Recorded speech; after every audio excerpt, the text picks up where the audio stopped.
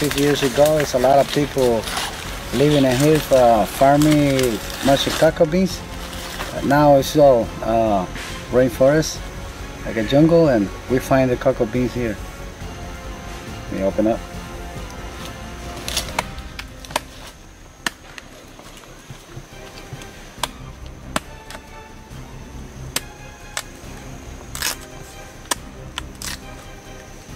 It's not ripe, but it's good to shoot.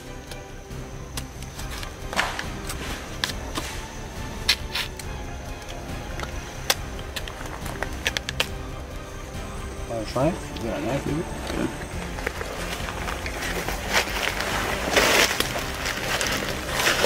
Only the white part.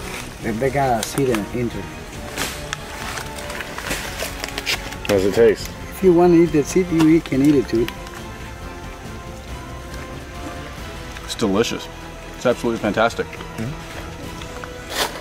Cal, this palm we call it sweeter. If you can not have anything for it, you can eat this part. Pull it up, pull it up. Now you can eat this part. All that white part is carbs. The white part. Almost like the celery. white part? Yeah, this part.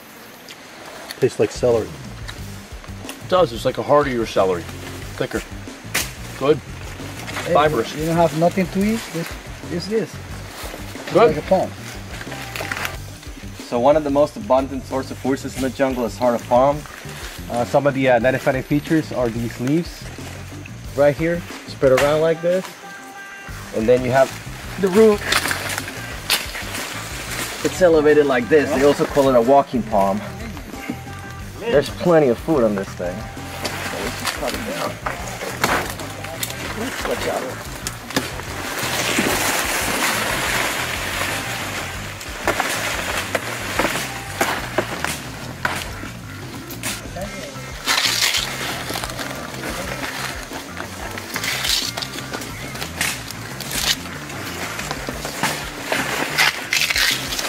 Stuff is like candy.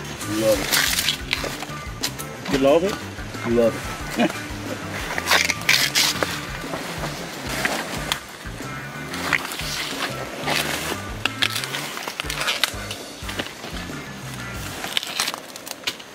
All this is sellable.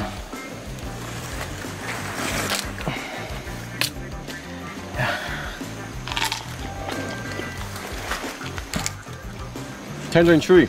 Have some. Getting a lot of carbs when you eat this heart of palm. And as I mentioned before, extremely abundant here in the jungle. As long as you know how to identify it, we have a lot of food for a long time. Hey guys, Cyrus here with Sigma 3, and I wanted to get with you guys real quick and talk to you about our morning fishing trip. We woke up just before the sun came up, and we went out on boats and actually caught about 3 different types of local fish.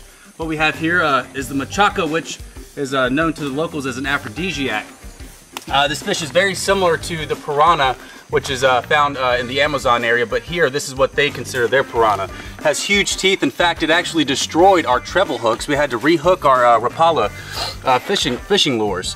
What we got here is a bluegill. A lot of you guys back in the States are familiar with that fish. I don't have to go into too much detail there. It's a beautiful fish. They're a lot bigger here than they are back in the States. What we got here, right here, is a what's called a tiger bass. I'm not real familiar with these back in the States, but this is my first experience with them, and I'm really looking forward to tasting them and seeing what they're like. I hear that they're a white fish and they're really bony, but at the end of the day, they're really a really good source of food. So, also what we got here is this one right here is the rainbow bass. And the rainbow bass is a very common fish here, and it's one of the favorites of the indigenous tribes here, known as the Rama people. So we got all together between, say 4 guys, 2 boats. We got about 10 fish this morning, and that was in maybe a 2-hour time frame. So you just see the abundance here in this jungle. You can't go too far without finding a food source, a water source, and a good place for shelter. One thing that we have encountered is the fact that when you've set up your shelter and your camp area and you got everything kind of going and everything's running smooth, you start putting out good dishes and stuff like that for the guys here at camp, you're gonna run into these army ants, and they're prolific, guys. I mean, you look at the ground and it's moving. It's really an incredible experience, but it's also a reason why you read about a lot of guys in the jungle. They're moving around a lot. They're changing their areas, not only for resources and there we go, not only for resource change, but also because they wanted to get away from these army ants, because if you're there too long, you're attracting a lot more throughout. It's an exponential problem. So looks like we've got some army ants kind of taking over our spot here, eating any leftovers that we have from the fish last night. And these suckers have a hell of a bite too.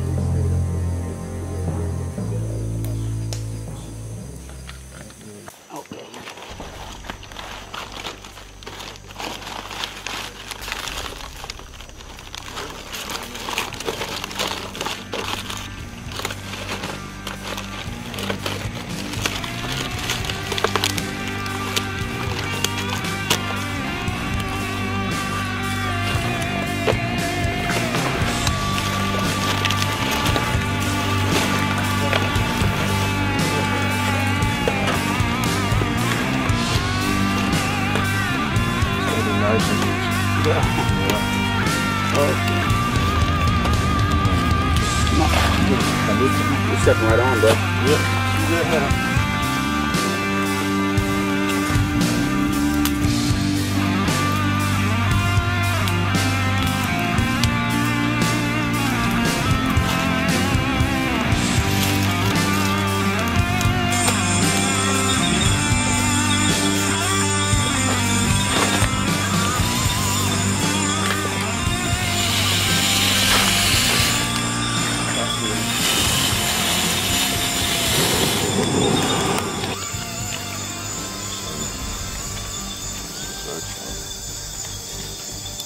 It is.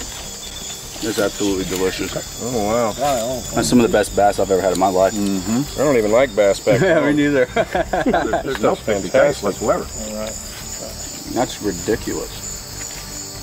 Look how thick that fat layer is on that, man. Oh man, that's good. it's good. Very good.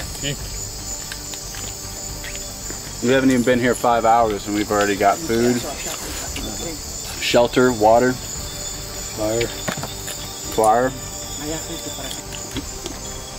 So this is our rainbow bass. Yeah, that's the rainbow bass. Sliced up, cooked on the grill, descaled it, got the fat layer on it. Real thick fat layer for a bass. Probably one of the thickest I've ever seen. And you know, anytime in survival, when you're cooking fish, you know, fat is like an absolute essential.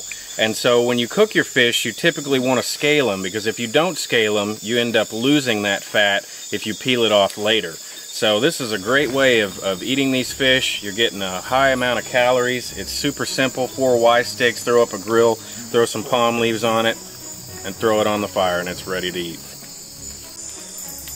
Somebody hold the light. I got it. So right now what we're doing is we went and harvested a 10-foot long pole, and now we're skinning it so that we can go ahead and fabricate a crocodile noose.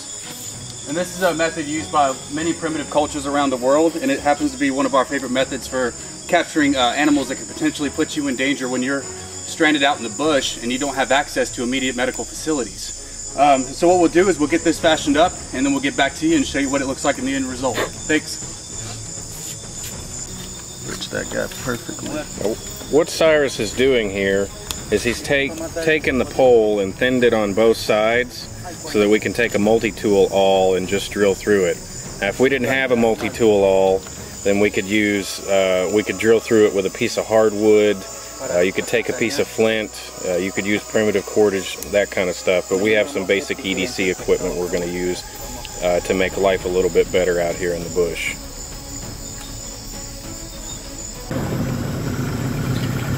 Alright everybody, we're taking off on the boat right now, and we're going to head out and see if we can't find some small caiman that we're going to try to hook up with this noose, and you know, any other game of opportunity with the tools that we have out now. We're going to use flashlights, and you know, obviously we're using some modern methods, but you know, everybody brings an EDC. You're stupid if you don't into the jungle. see the red eyes? That's one, okay? Yep. Red eyes, right? Yeah, we saw one last night, huh? Yep. And they shine bright. Real bright.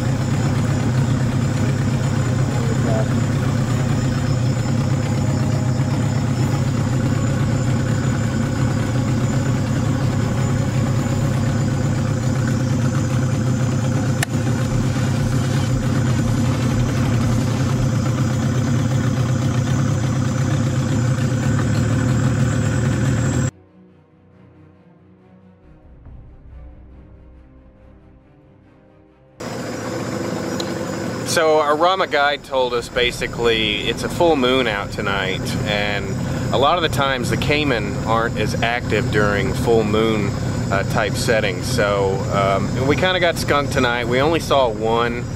We got within about 10 yards of it, but it ended up getting away. So hopefully we're going to come out again tomorrow night and give it another run. So guys, we broke camp earlier at our original location, and we made an insertion here at Silico Lake about 2 hours ago, and within that time frame we were able to put food on the table. Not only this red meat, which is a gute, which is a relative of the Paco family, we also brought in 10 different snook. And this contraption that I have here is what's called a bushcraft noose, and it's really simple, guys. All you got to do is get a 10-foot pole. You want to pair it on both sides so that it's nice and square, and then drill a hole through and run your paracord or any kind of cordage through this that hole, and then tie yourself a trapper's knot or a slip knot. It's really simple, guys. Try not to overcomplicate it. The easier the better a lot of times in the bush, and as you can see, it worked just fine getting us food on the table this evening. Thanks for watching. On top of the agouti, guys, we also caught 10 of these snook, and just look how large these lunkers are. We're actually going to go ahead and process these up and get them on the grill as soon as possible.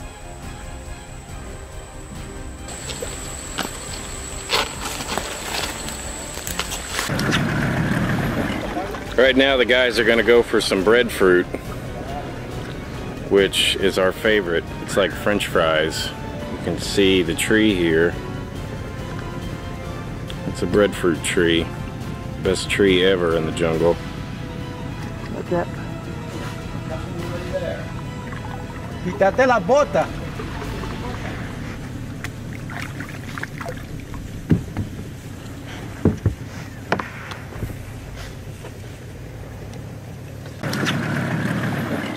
Right now the guys are going to go for some breadfruit, which is our favorite. It's like French fries.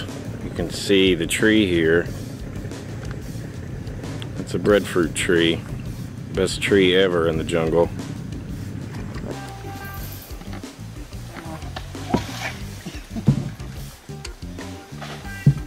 Crazy how he's doing that with socks on.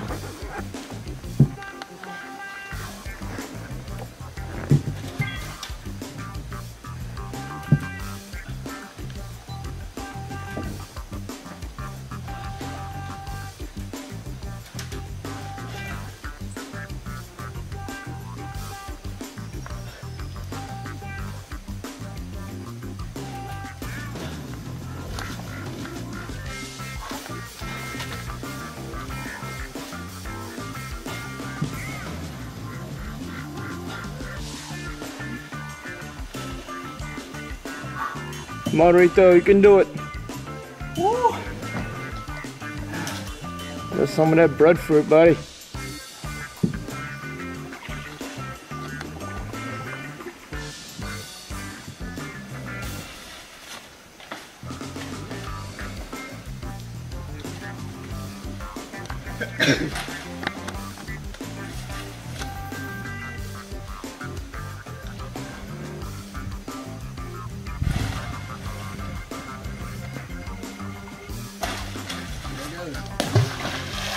hope it floats.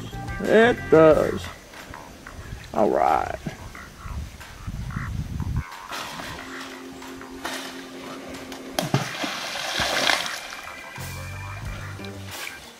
He's gonna bonk you right on the head, you know that.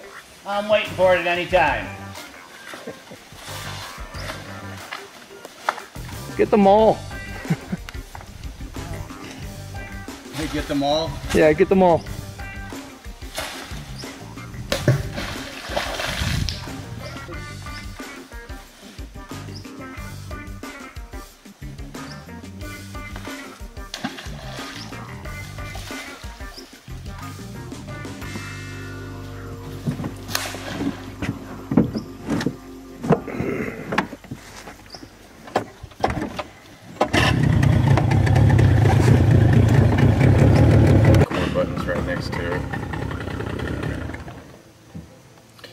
Alright guys, so Rito climbed that tree in amazing fashion, and the way that he did it was he took a stick that he used to he would prop it up in the limb of one of the lower limbs of the breadfruit tree, and he would use that stick to climb up it, and then once he got to the lower limbs he just pulled the stick up behind him and then knocked down the breadfruit with the stick. It's just absolutely genius. Got to have a little bit of upper body strength, but these guys are fantastic at this stuff.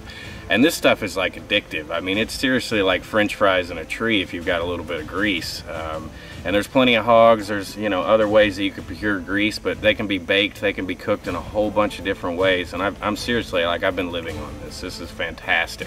So I'm super happy that Rito climbed that and grabbed it and showed us how it was done. Okay guys, so what I have here right now is called breadfruit. It's a very common fruit in the jungle. What the Ramas do with it is that they chop it up like this and they fry it. We're gonna do only half of it. The other half we're gonna save for tonight, and we're gonna do some fish, so the old Rama way, with breadfruit and some coconut.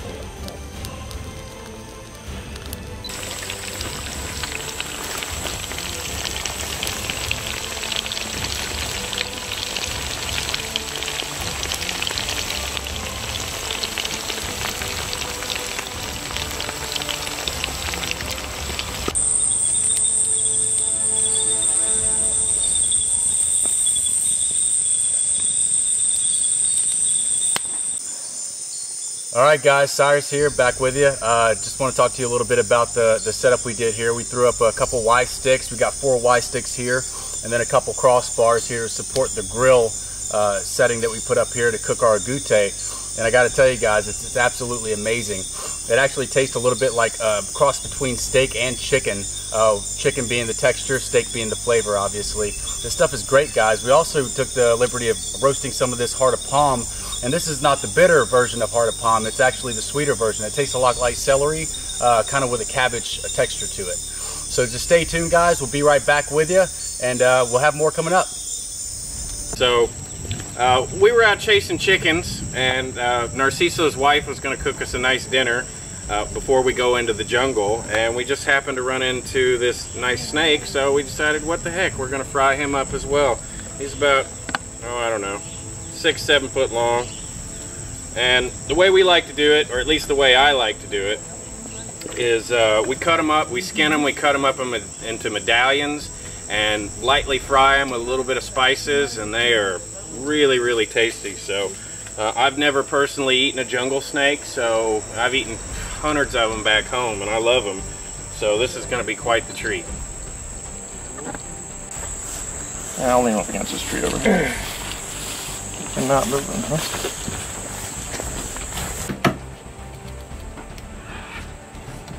It's tough.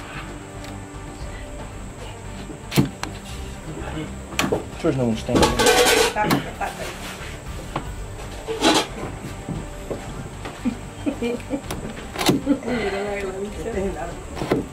A little smaller on the next one. This is Brian. He's one of our level 1 instructors coming down here to Nicaragua with us. Get some new experiences. Cleaning the snake in traditional Nicaraguan jungle kitchen. Really nice setup. Got nicer cast iron than I do.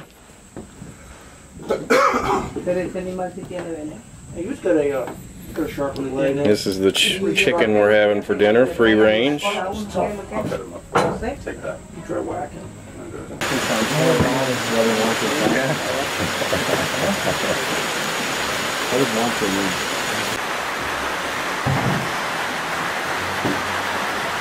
We got fried rainbow fish, bass, fried snake, chicken soup, and a little bit more to come.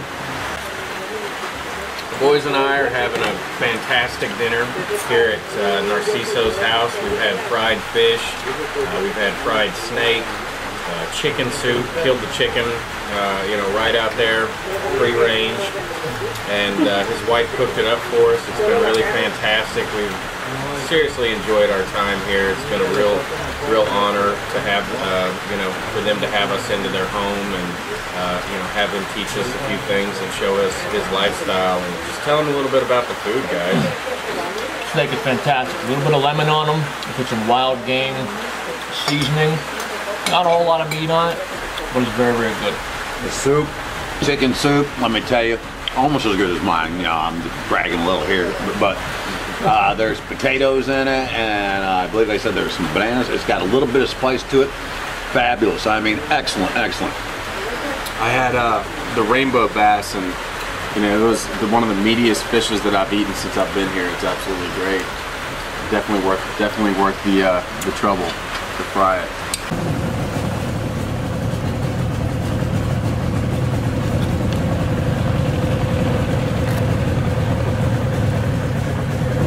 Say cheese.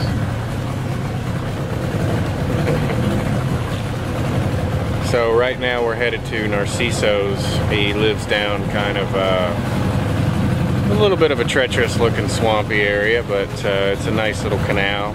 It's red, probably has lots of tannic acids in it. So we should be there any minute.